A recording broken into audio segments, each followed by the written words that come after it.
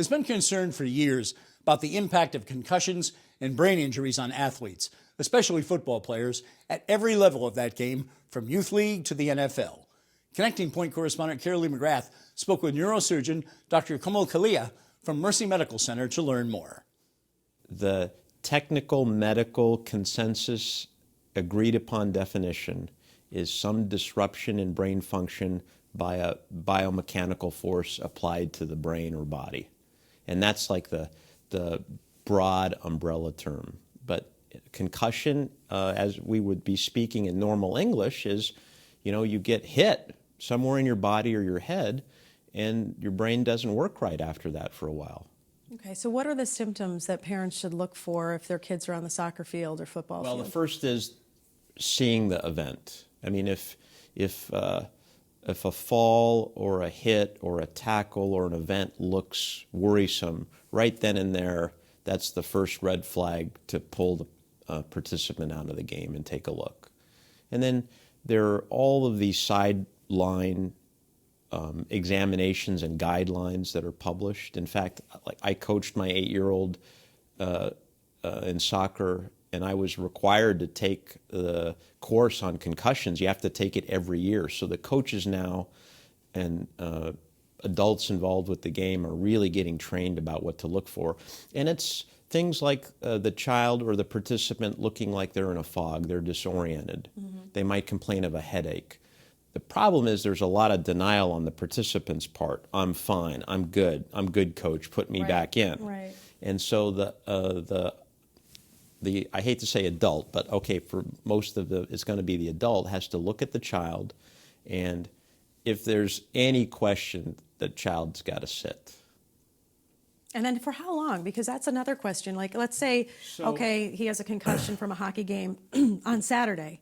Does he go back and play the next week? Yeah, so there's really good common sense guidelines on that. First of all, most everybody gets better within 10 to 14 days. So the idea is that if you have a concussion, it's this lifelong disability. That's really not accurate. Okay.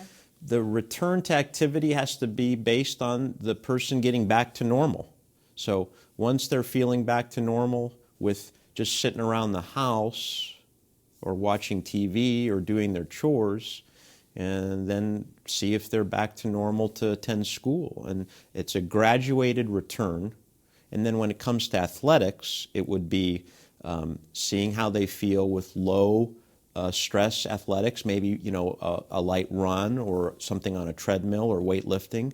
And then finally, they have to be completely without symptoms doing their full athletic requirement to get back in the game. But when you say symptoms, so you mentioned being in a so fog. there are lots of, headache, being dizzy, being sensitive to light, noise sensitive, fatigued, sleeping too much, sleeping too little, just feeling in a fog, that sort of thing. Okay. What about multiple concussions? Because my kids play sports, and I certainly know kids who've been hit more than once. Like, how many are too many before you really need to consider stopping in that sport? Well, that's the key thing. It's the second hit before the brain has healed that causes the problem. And what I've seen with the high school football players that I've read about that end up you hearing about dying, like there's a thing on Time magazine. Right. It's the child got hit, was concussed, put back too early, gets a second hit, and then there's some abnormal brain swelling, pressure gets high, the child dies. So there's not an exact answer on how many is too many. What is being done now in the collegiate level and in the professional level is all the players are getting a baseline, very, very in-depth testing, neuro testing. And until they return to that baseline, there's a problem.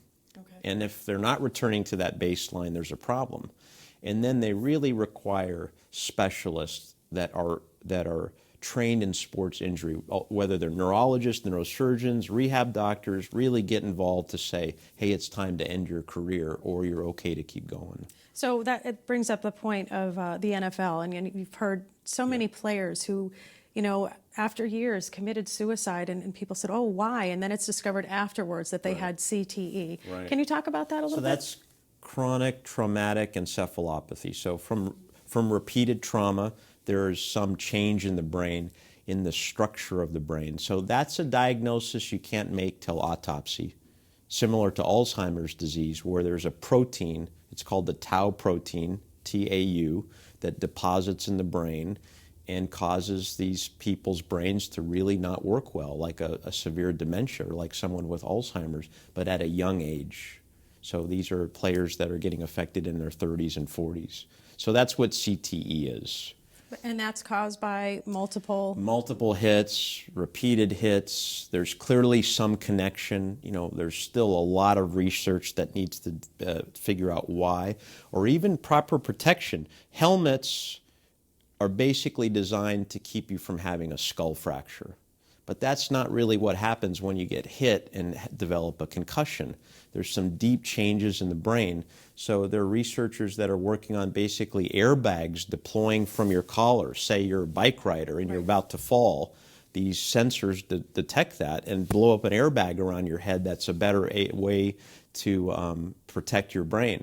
So the mechanism is repeated hit. How many, we don't know. Why it happens, we don't know, but it happens. Okay. And it's a big deal. So what would be your message to parents, especially for those, I know you coach your son, but for the older kids who say, no, I'm fine, I can go back in, because they don't want to stop playing. Well, I think it's twofold. It could be both ways. Like you could say, all right, no way is my kid playing sports. And I don't think that's right. Sports has got such a great environment and so many things to offer parents and children. The parents are enthused on the sidelines. The kids are learning to work together and push and be healthy. So I think sports is great. But the parents and the coaches have to be aware that when the child gets injured, that the child has to get pulled out, recover. And recovery now is a matter of time. There's no magic medicine. There's no magic therapy. There's even some controversy as to whether it is better to get the brain stimulated early rather than just sitting in a dark room with no noise for a while. Right. Maybe it is better to stimulate it early. We don't, not quite sure, but time is the big healer. And then when they're good and normal, then you can get them back in the game. Well, Dr. Kalia, it's great to have you here. It's football season. It's hockey season already. So this is really some great advice. We appreciate it. Thank you for inviting me.